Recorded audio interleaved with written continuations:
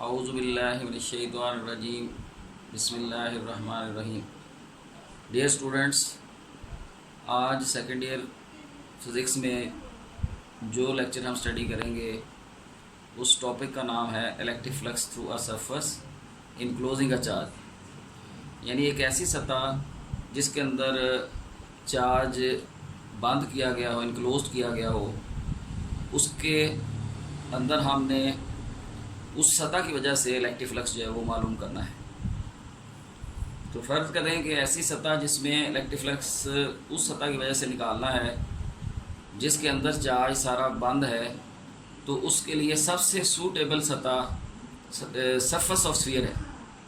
फ़र्ज़ ये है कि सरफेस स्फीयर जो है वो सरफेस ऑफ जो स्फीयर है वो उसके सेंटर में चार्ज प्लस क्यू पड़ा है। इलेक्ट्रिक फील्ड लाइंस इस चार्ज की वजह से रेडियली डायरेक्टेड आउटवर्ड होती हैं। हम इस चार्ज की वजह से जो इस सरफेस स्फीयर के अंदर इनक्लोज्ड है, हम उसका इलेक्ट्रिक फ्लक्स जो है मालूम करना चाहते हैं। तो इलेक्ट्रिक फ्लक्स की जो कैलकुलेशन का फार्मूला है phi E is equal to the dot product of electric field E and vector area A. ये इक्वेशन जो है इलेक्ट्रिक फ्लक्स की कंप्यूटेशन के लिए तब वैलिड है जब उस सतह के एरिया फ्लैट हो। तो जो सरफेस ऑफ स्फीयर है तमाम साइड से अगर आप गौर करें ये कर्व्ड है। इस साइड से आप गौर कर लें तब भी कर्व्ड है, इस साइड से आप गौर कर लें तब भी कर्व्ड है, इस साइड से आप गौर कर लें बॉटम साइड पे ये कर्व्ड सरफेस है। किसी भी साइड से ये फ्लैट नहीं है। तो इस सतह को फ्लैट होना चाहिए अगर हम इलेक्ट्रिक फ्लक्स की कैलकुलेशन के लिए ये इक्वेशन लागू करना चाहते हैं। तो इस सतह को अगर आपने फ्लैट बनाना है तो हम इस सतह को छोटे छोटे स्मॉल पीसेस में, पार्ट्स में, पैचेस में तकसीम करेंगे। हर पैच का एरिया इतना कम होगा कि उस हिस्से में उसका एरिया तकरीबन फ्लैट रहेगा। तो बहुत सारे हिस्से हम इसके बनाते हैं इस सरफेस ऑफ स्फीयर के, इनको फ्लैट बनाने के लिए। उसमें ऐसा ही एक फ्लैट एरिया जो है छोटा, जिसका एरिया डेल्टा ए है, वो शक्ल में दिखाया गया है। तो इसके बहुत सारे पैचेस बनेंगे। उन पैचेस का जो एरिया है, simple area delta A1, delta A2, delta A3 so on delta AN है। और उनके वेक्टर एरियाज़ जो मुख्तलिफ डायरेक्शन, मुख्तलिफ ओरिएंटेशंस पे हैं, वो delta A1 vector, delta A2 vector, delta A3 vector so on, सारे पार्ट्स का डेल्टा AN वेक्टर तक आ जाएगा। तो चूँकि इलेक्ट्रिक फील्ड बी वेक्टर क्वांटिटी है, तो इलेक्ट्रिक फील्ड इंटेंसिटी इन तमाम पैचेस पे उनकी ओरिएंटेशन डिफरेंट होने की वजह से वो भी मुख्तलिफ हिस्सों पे मुख्तलिफ होगी। तो हर पैच के लिहाज से इलेक्ट्रिक फील्ड इंटेंसिटी भी मुख्तलिफ पैचेस की E1, E2, E3 so on EN होगी।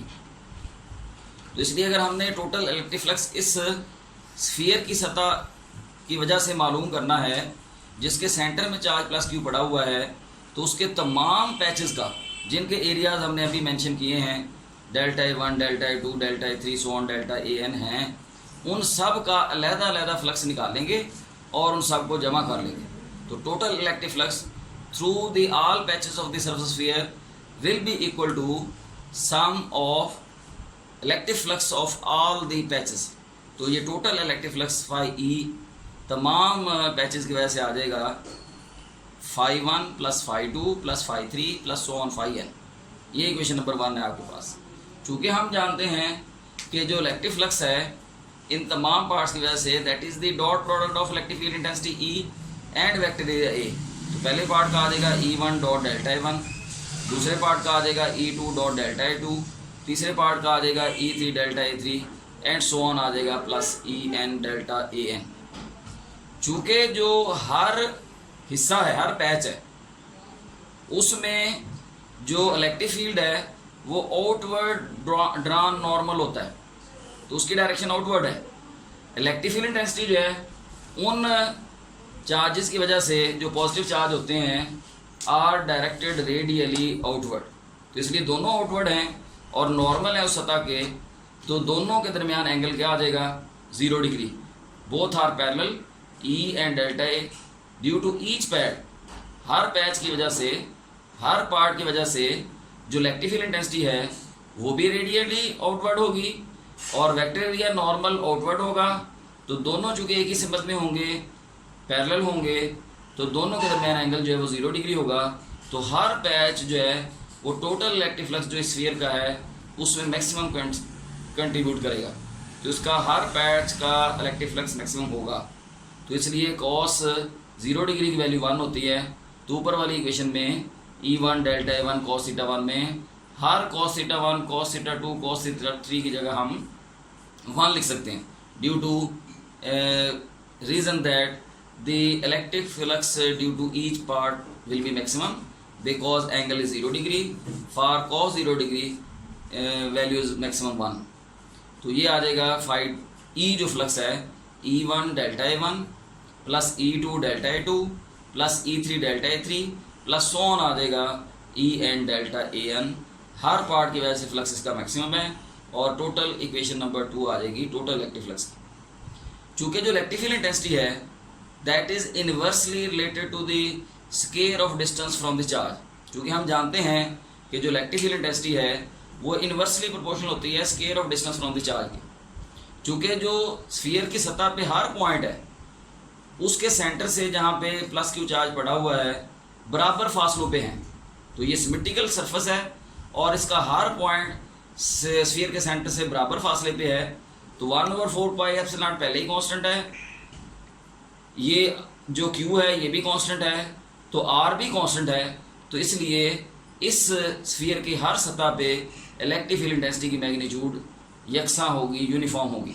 तो इसलिए E1 की मैग्नीट्यूड हो या E2 की मैग्नीट्यूड हो या E3 की मैग्नीट्यूड हो, सो ऑन En की मैग्नीट्यूड क्या आ जाएगी E। क्योंकि इलेक्ट्रिक फील्ड इंटेंसिटी इस स्फीयर की हर सतह पे यूनिफॉर्म होगी, क्योंकि हर सतह का जो पॉइंट है उसके सेंटर से जहाँ पे चार्ज प्लस क्यू पड़ा है वो बराबर फासले पे है। आर भी यूनिफॉर्म है, क्यू भी यूनिफॉर्म है, 4 पाई एप्सिलॉन नॉट पहले ही यूनिफॉर्म या कांस्टेंट है, तो इसलिए इलेक्ट्रिक फील्ड इंटेंसिटी कांस्टेंट होगी। तो इस इक्वेशन नंबर 2 में हम E1, E2, E3 so on En की जगह क्या लिखेंगे E। तो E delta A1 plus E delta A2 plus E delta A3 so on E delta An आ जाएगा टोटल इलेक्ट्रिक फ्लक्स। चूँकि E कांस्टेंट है, यूनिफॉर्म है, तो इसको हम बाहर लिख सकते हैं, इसको कॉमन ले लेंगे और ब्रैकेट में आ जाएगा E into delta A1 plus delta A2 plus delta A3 so on delta An। ये जो पैचेस का एरिया का मजमुआ है, तमाम पैचेस के एरिया का मजमुआ, वो total area of the sphere ही कहलाएगा। तो चूँकि जब तमाम पैचेस को हम इकट्ठा करेंगे, जैसे फुटबॉल के तमाम टुकड़े हैं उनको हम इकट्ठा करते हैं, तो टोटल जो फुटबॉल का स्फेरिकल शेप है वो हमारे सामने आता है। तो इसलिए टोटल एरिया ऑफ स्फीयर ही कहलाएगा। चूँकि हम जानते हैं कि जो एरिया है स्फीयर का वो 4 पाई आर स्क्वायर होता है, तो E into 4 pi are square आ जाएगा।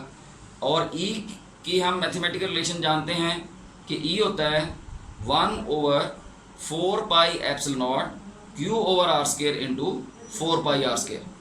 4 पाई से कैंसिल हो जाएगा, आर स्क्वायर से कैंसिल हो जाएगा, और total electric flux through the surface of sphere enclosing a charge at its centre आ जाएगा Q ओवर एप्सिलॉन नॉट। ये जो रिलेशन है Q ओवर एप्सिलॉन नॉट, ये रिलेशन हमें बता रही है कि electric flux through the surface of a sphere enclosing a charge at its centre depends upon 2 factors. Number 1 charge enclose by the surface Q, number 2 epsilon naught यानी medium in which the charge is placed in the sphere. वो sphere जिसके अंदर charge centre पर रखा गया था कौन सा मीडियम था, एयर था या कोई डाइलेक्ट्रिक मीडियम था, तो उस मीडियम की परमिटिविटी पे भी डिपेंड करता है। इससे ये साबित हुआ कि जो इलेक्ट्रिक फ्लक्स है वो किसी भी सरफेस की शेप या ज्योमेट्री पे डिपेंड नहीं करता, वो सिर्फ चार्ज इनक्लोज्ड और मीडियम पे डिपेंड करता है। तो अगर हम ये शक्ल देखें पॉइंट नंबर 4 में कि हमारे पास अंदर जो है स्फीयर है जिसके अंदर सेंटर पे चार्ज प्लस क्यू रखा गया है, और बाहर वाली सतह जो है इरेगुलर शेप है। जो इलेक्ट्रिक फील्ड लाइंस हैं जो इस पॉजिटिव चार्ज की वजह से आउटवर्ड हैं वो डायरेक्टेड होती हैं रेडियली आउटवर्ड, हर तरफ जो है वो आउटवर्ड डायरेक्शन में होती हैं जो पॉजिटिव चार्ज एक स्फीयर के सेंटर पर रखा गया हो। तो जितनी इलेक्ट्रिक फील्ड लाइंस इस अंदर वाले स्फीयर से पास हो रही हैं, आउटवर्ड बाहर निकल रही हैं, बिल्कुल ऐसे ही बाहर वाली सतह से ये उतनी लाइनें ही गुजर रही हैं। इसलिए टोटल इलेक्ट्रिक फ्लक्स जो है जो अंदर वाली सतह का होगा वही बाहर वाली का सतह का होगा। तो इसलिए इलेक्ट्रिक फ्लक्स जो है वो चार्ज की मैग्नीट्यूड पे तो डिपेंड करता है, लेकिन वो इस सरफेस की शेप पे या उसकी ज्योमेट्री पे बिल्कुल डिपेंड नहीं करता। तो इसलिए टोटल इलेक्ट्रिक फ्लक्स अगर किसी भी सतह से निकालना हो तो उस सतह की शेप, ज्योमेट्री वो हमें नहीं चाहिए, सिर्फ जो चार्ज उस सतह के अंदर रखा गया है उसकी मिकदार कितनी है और वो चार्ज किस मीडियम में रखा गया है वो हमें पता होना चाहिए। तो हम किसी भी सतह का इलेक्ट्रिक फ्लक्स जो है वो मालूम कर सकते हैं।